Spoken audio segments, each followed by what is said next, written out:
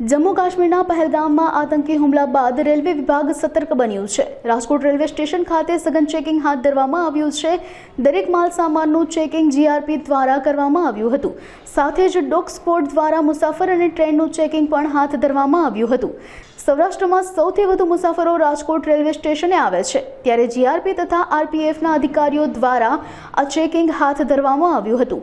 સોમનાથ, દ્વારકા, અમદાવાદ તથા અલગ અલગ શહેરોમાંથી આવતી હોય છે અને સાથે જ વેકેશનનો સમય હોવાથી પ્રવાસીઓની સંખ્યા પણ સૌથી વધુ હોય છે, ત્યારે હાલ લોકોની સુરક્ષાને ધ્યાને લઈ ચેકિંગ કરવામાં આવી રહ્યું છે।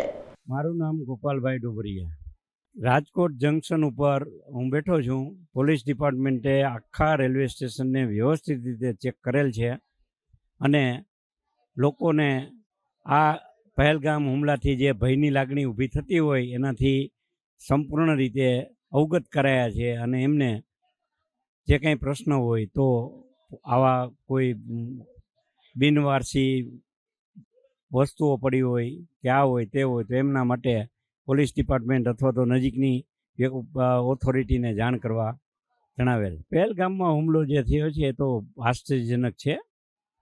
લોકો જે મુસાફરો ગયા એમની સાથે જ્યાં બહુ ખરાબ ઘૃણાસ્પદ કાર્ય કરવામાં આવ્યું છે એ બહુ જ ખરાબ છે અને એમને આપણે પૂરેપૂરું વખોડીએ છીએ।